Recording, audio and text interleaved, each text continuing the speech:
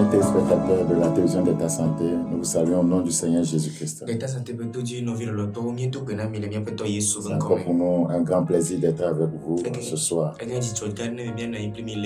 Pour continuer avec notre série d'enseignements, la puissance de la concentration. Je crois que vous portez très bien. Que la grâce du Seigneur sur chacune de vos vies. Prions s'il vous plaît. Père Saint, te disons merci pour ce soir. Merci pour cette série d'enseignements. Nous prions que tu l'utilises pour rapprocher davantage ton peuple de toi. Merci pour cette grâce. Au nom de Jésus-Christ. Amen. Dans Deutéronome chapitre 5, le verset 32. Deutéronome chapitre 5, le verset 32. Vous ferez avec soin ce que l'Éternel votre Dieu vous a ordonné. Vous ne vous en détournerez ni à droite ni à gauche. Donc ce passage fait appel à la concentration. Nous en avons assez parlé. La concentration est important pour quiconque veut aller loin dans la vie. Nous avons parlé de loin en large des bénéfices de la concentration. Et la fois passée, nous étions en train de considérer les stratégies de distraction de l'ennemi. La première stratégie de l'ennemi, nous l'appelons la confrontation des convictions. Il vient pour vous amener à douter de vos convictions, afin d'engendrer la distraction dans votre vie. La deuxième stratégie de distraction de l'ennemi, on l'appelle la confrontation des oppositions. Quiconque veut aller loin, vous voyez, fera face aux oppositions. Toute opposition est une distraction. Parce qu'avec Dieu, tout est possible. On peut surmonter les oppositions. La troisième stratégie de distraction de l'ennemi, c'est la tentation de la compétition. Dans ce royaume, nous ne sommes pas en compétition contre qui que ce soit, mais nous sommes en compétition contre les desseins de Dieu dans nos vies.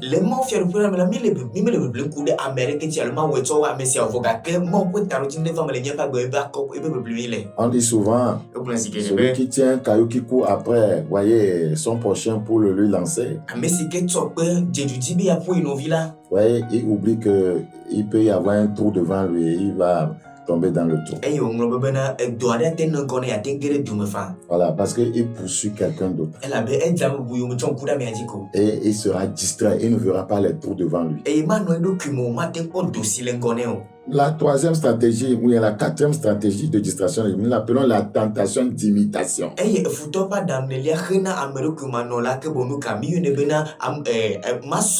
Quiconque entre dans le corridor de la compétition, voyez, sera tenté, voyez, d'imiter les gens.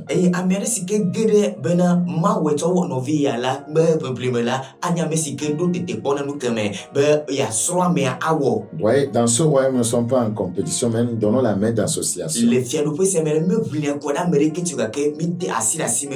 Nous n'imitons pas, mais nous courons après, voyez, le but que Dieu a assigné à chacun d'entre nous. La cinquième, voyez,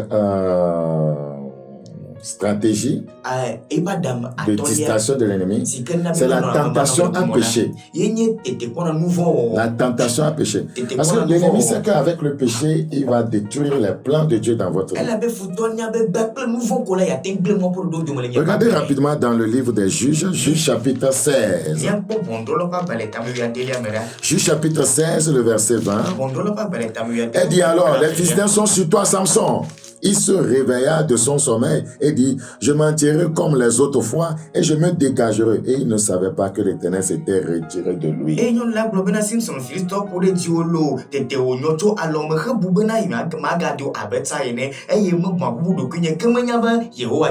Le Seigneur s'était retiré de lui.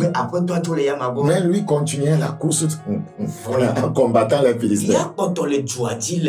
Il va lamentablement échouer. La tentation L'incitation à pécher est une stratégie de l'ennemi pour te distraire, te déconcentrer. Vous voyez, le péché sexuel a distrait Samson, vous voyez, l'a déconcentré. Vous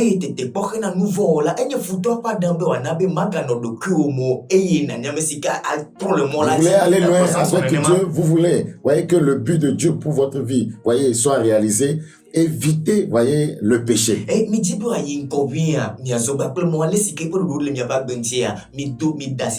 La Bible dit la justice élève une nation, mais le péché est la honte des peuples.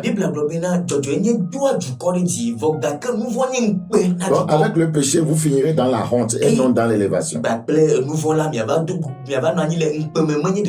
Alors ce soir, nous allons aborder, voyez, un point très important. Nous avons parlé beaucoup de la concentration. Alors, quel est le prix à payer pour maintenir la concentration? Le prix à payer pour maintenir la concentration. 1. Restez campé avec Dieu dans sa présence. Restez campé avec Dieu dans sa présence. Quiconque est souvent dans la présence de Dieu sera concentré. C'est la vérité. Quiconque est souvent, voyez, campé, voyez, dans sa présence sera concentré. Regardez dans le livre des Psaumes, Psaume chapitre 36, le verset 9. Psaume chapitre 36, le verset 9. Car auprès de toi est la source de la vie. Par ta lumière, nous voyons la lumière. Par ta lumière, nous voyons la lumière. Quiconque est auprès de Dieu, il verra clair. Parce que la concentration, c'est le fait de voir clair. De ne pas être distrait, de ne pas aller ni à gauche ni à droite, mais d'être entièrement sur le chemin. La Bible dit dans 2 Corinthiens chapitre 3, verset 18, nous tous qui le visage découvert, contemplons comme dans un miroir la gloire du Seigneur, nous sommes transformés en la même image, de gloire en gloire, de gloire en gloire, de gloire en gloire. Donc lorsque on regarde au Seigneur, alors on finit par le ressembler. Et le Seigneur est une personne concentrée. C'est tellement important. La Bible dit quand on tourne, voyez, vers lui les regards, on est rayonnant de joie. Les croyants ont du mal à rester campés, voyez, avec Dieu dans sa présence. C'est pourquoi ils sont distraits.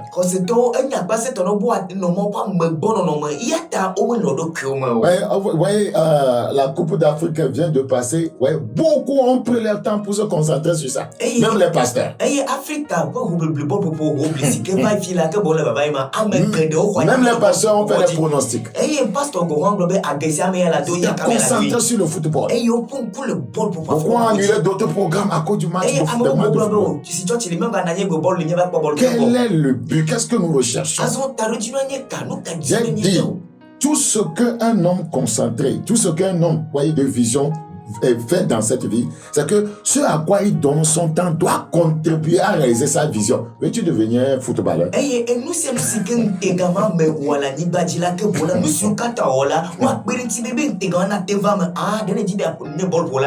Restez camper avec Dieu dans sa présence. Les gens prennent 3 heures, 5 heures pour regarder des films, voyez, immoraux. Mais il ne peut pas prendre 2 heures, 3 heures pour prier.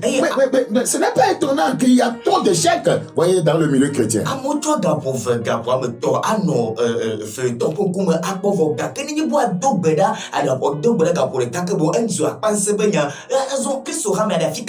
Pour aller loin avec Dieu, il faut payer un prix. C'est la vérité. Il y a des choses que tu continues à faire aujourd'hui. Tant que tu ne les laisses pas, Dieu ne va pas t'amener plus loin. Pour d'autres temps qui n'abandonnent pas ces feuilletons, Dieu ne va pas les amener plus loin. Si l'idolâtrie, voyez, l'idolâtrie par rapport au football qui est dans leur cœur n'est pas enlevée, ils ne vont pas loin.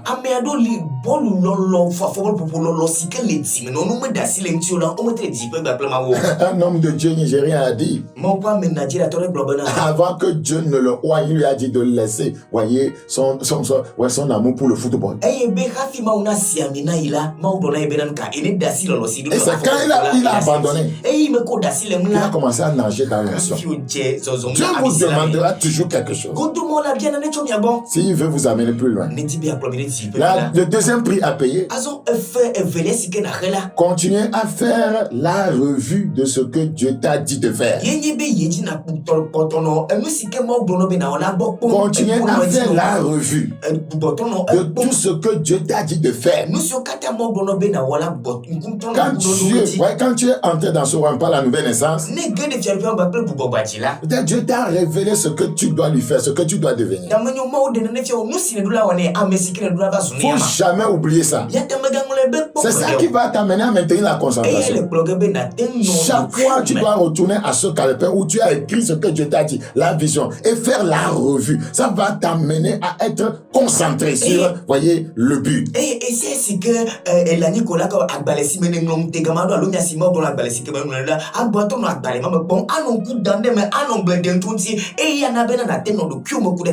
Regarde dans Actes chapitre 26.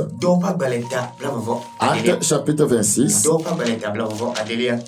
Actes chapitre 26, le verset 15.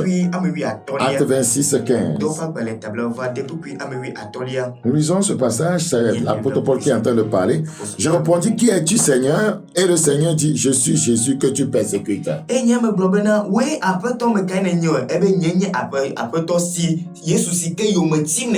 Donc, il est en train de parler devant le roi Agrippa. Donc, il est en train de repasser ce que Dieu lui avait dit. Il dit, mais lève-toi, c'est ce que le Seigneur lui avait dit, et tiens-toi sur tes pieds, car je te suis apparu pour t'établir ministre et témoin des choses que tu as vues et celles pour lesquelles je t'apparaîtrai. Je t'ai choisi du milieu de ce peuple et du milieu des païens vers qui je t'envoie, afin que tu leur ouvres les yeux pour qu'ils passent des ténèbres à la lumière et de la puissance de Satan à Dieu, pour qu'ils reçoivent par la foi en moi le pardon des péchés et l'héritage avec les sanctifiés. Donc, Paul est en train de dire à Agrippa, mais je ne fais que ce que Dieu m'a dit de faire. Rappelez-vous toujours de ce que Dieu vous a dit. Ça va vous aider à maintenir la concentration. Ne rentrez pas dans le couloir d'autrui. Soyez toujours dans le couloir de votre vision. En vous rappelant ce que Dieu vous a dit. Faites la revue des prophéties vous concernant. Et travaillez pour aller vers la réalisation, voyez, de ces prophéties. Les gens pensent que lorsqu'on prophétise sur eux, ils n'ont plus rien à faire. Ils attendent les mains croisées. Et puis ça va arriver. C'est pas vrai.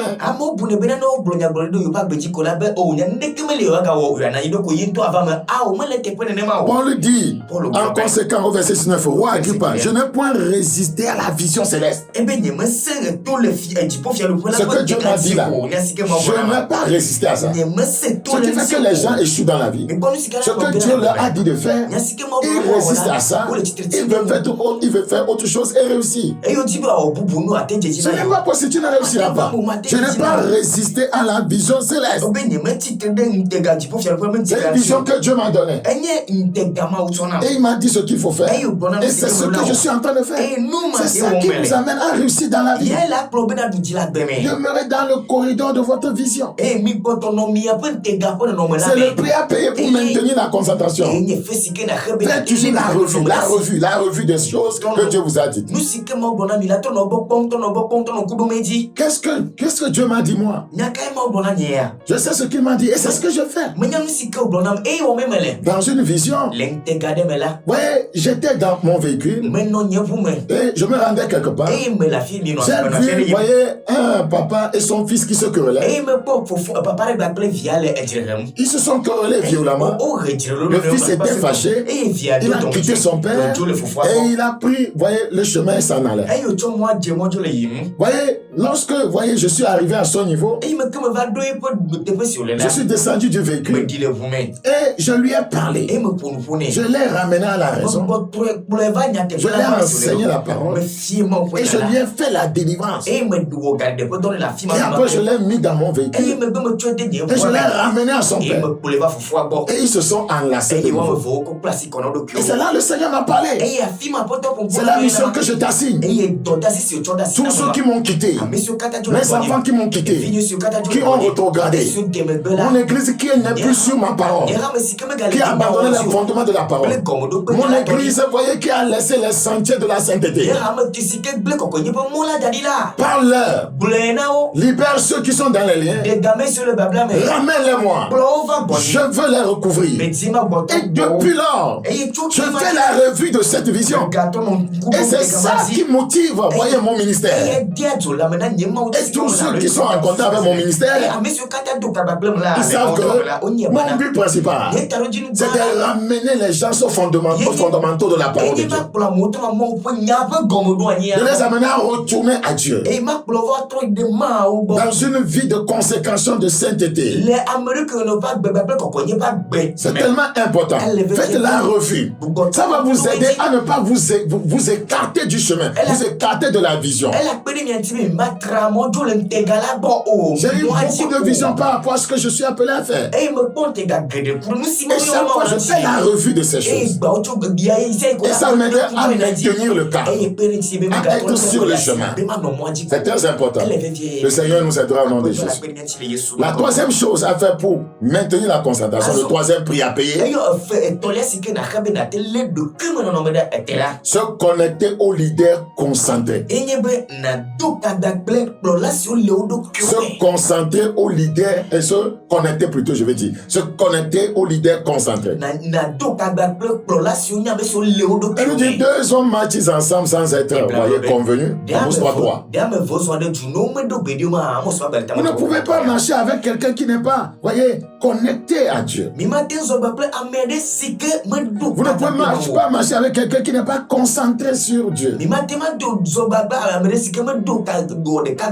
Se connecter aux leaders concentrés. C'est important. C'est le prix à payer pour maintenir votre concentration. Nous sommes dans le livre des rois, s'il vous plaît. Dans 2 rois. 2 rois, chapitre 2, le verset 1. Lorsque l'Éternel fit monter Élie au ciel dans un tourbillon, Élie partait de Gilgal avec Élisée. Élie dit à Élisée, reste ici, je te prie, car l'Éternel m'envoie jusqu'à Bethel. Élisée répondit, l'Éternel est vivant, et ton âme est vivante, je ne te quitterai point. Et ils descendirent à Bethel. Les fils des prophètes qui étaient à Bethel sortirent vers Élisée et lui dirent, sais-tu que l'Éternel enlève aujourd'hui ton maître au-dessus de ta tête? Il répondit, je le sais aussi, taisez-vous. Élie lui dit, Élisée, reste ici, je te prie, car l'Éternel m'envoie à Jéricho. Il répondit, l'Éternel est vivant, et ton âme est vivante, je ne te quitterai point. Et il arrivait à Jéricho. Vous voyez, Élisée ici était concentré sur un leader connecté. Élie est connecté à Dieu. Élie était concentré sur Dieu. Et Élie était concentré sur Dieu. Élisée s'est connecté à ce leader concentré sur Dieu.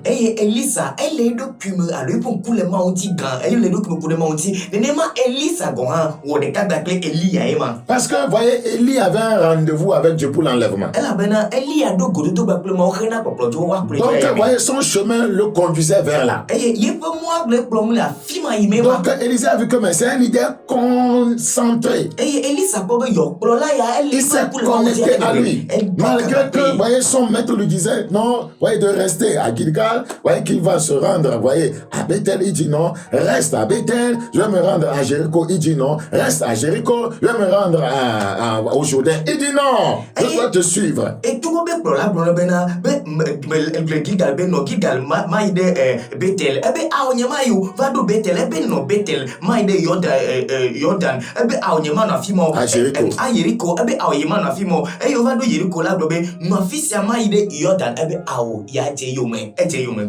verset 6, Élie lui dit, reste ici, je te prie, car l'Éternel m'envoie au Jourdain. Il répondit, l'Éternel est vivant, et ton âme est vivante, je ne te quitterai point. Et ils poursuivirent tous deux leur chemin. 50 hommes d'entre les filles des prophètes arrivèrent et s'arrêtèrent à distance vis-à-vis d'eux, et eux deux s'arrêtèrent au bord du Jourdain. Alors Élie prit son manteau, le roula, et en frappant les eaux qui se partageaient ça et là. Ils passaient tous deux à sec. Lorsqu'ils eurent passé, Élie dit à Élisée, demande ce que tu veux que je fasse pour toi avant que je sois enlevé d'avec toi. Élisée répondit, qu'il y ait sur moi, je te prie, une double portion de ton esprit.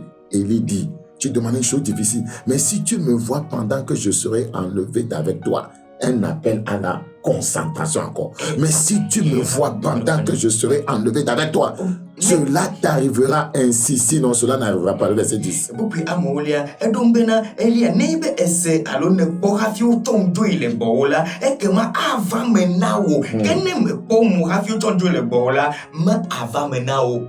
Il était connecté, voyez, à un leader concentré. La Bible dit, comme il continuait à marcher en parlant, voici un char de feu et des chevaux de feu les séparant l'un et l'autre. Et Élie monta au ciel dans un tourbillon. Élisée regardait et criait, mon père, il regardait, toujours connecté. Char d'Israël, sa cavalerie, et il ne le vit plus. Saisissant alors ses vêtements, il les déchira en 2 morceaux. Qu'est-ce qui va se passer?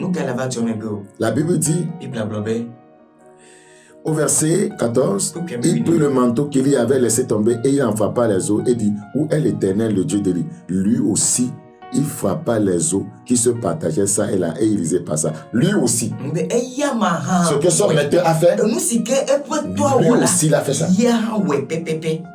Si vous vous connectez, voyez, aux personnes concentrées, vous aurez la même concentration que vous aurez les mêmes résultats que vous pourrez les dépasser parce que Élisée a fait le double des miracles d'Élie.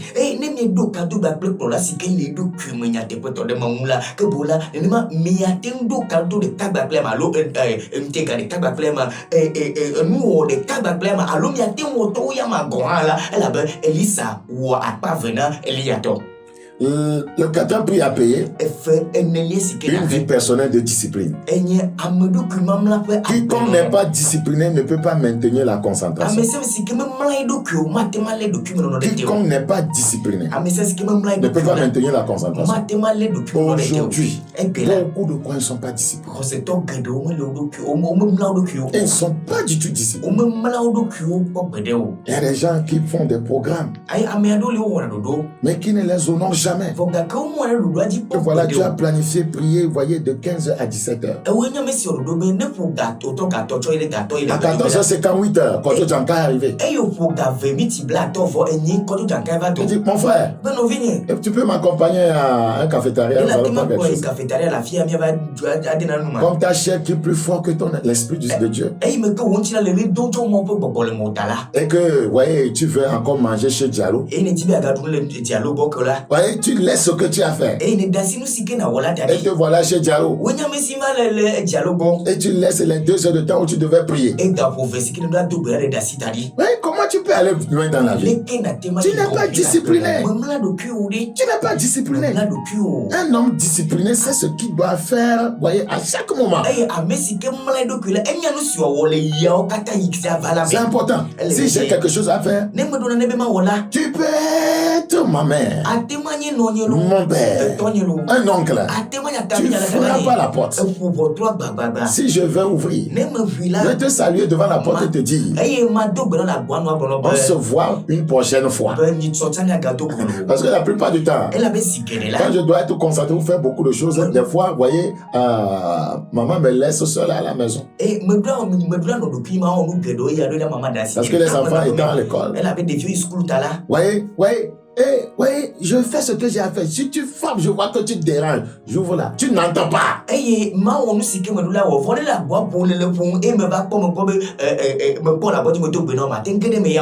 vas pas entrer. Oui, il y a des heures, tu m'appelles, tu ne m'auras pas. Et les pasteurs qui veulent être au centre du monde, on doit les appeler. Wasabi va lire tous les 250 messages de la journée. Tu vas mourir spirituellement.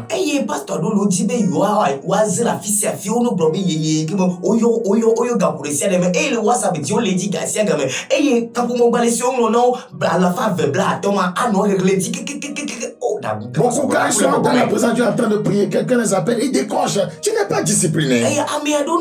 Nous ne devons pas continuer avec des comportements pareils. Un homme qui veut aller loin, c'est un homme discipliné. Et c'est un homme discipliné. Je vais lire ce dernier passage avant de m'arrêter. 1 Corinthiens 9, 27.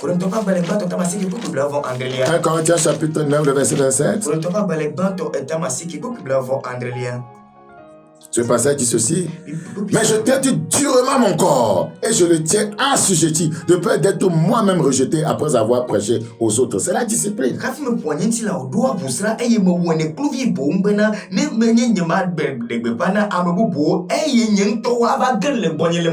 Je traite durement mon corps. C'est par manque, voyez, de discipline, de maîtrise de soi que les gens mentent. C'est par manque de discipline qui va avec la maîtrise de soi. Voyez que les gens forniquent. Que les gens commettent adultère. Que les gens, voyez, sont rebelles. Voyez, se discipliner, c'est s'aligner sur des principes. Il y a des principes de la parole de Dieu. Se discipliner, c'est s'aligner sur ces principes. On dit, traite durement son corps. Il traite durement son corps.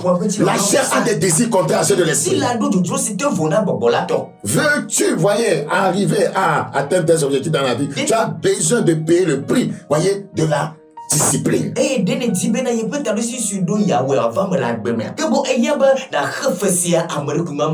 C'est très important. Je prie que Dieu t'accorde cette grâce. Nous allons arrêter ici. Si tu n'as pas reçu Jésus, tu es, voyez, dans une grande, voyez, dans une grande perdition. Sans Jésus, tu n'es rien. Tu peux avoir tous les biens de ce monde. Sans Jésus, tu n'es rien. Tu as besoin de Jésus dans ta vie. Et c'est justement Jésus qui nous aide à atteindre les buts pour lesquels il nous a, voyez, envoyé sur cette terre. Je te conseille de chercher à te connecter à Christ. Et je t'invite à notre siège à Agwekakaveli demain samedi à 7h30. Vraiment un enseignement très important et la prière. Et tu peux prier aussi avec nous dimanche matin à 6h. Mercredi soir à 16h, tu peux aussi prier avec nous. Tu peux me suivre sur la télé et la radio Zion le lundi matin à 6h. Là, nous avons beaucoup de temps et je fais 2 heures. Ta vie ne sera plus jamais là. Que Dieu te bénisse. C'était votre serviteur Bakoya Yes. Mon numéro s'affiche en bas de l'écran. Si vous voulez nous appeler. On se voit le vendredi prochain à 21h30. D'ici là, restez concentrés. Bye. Bye bye.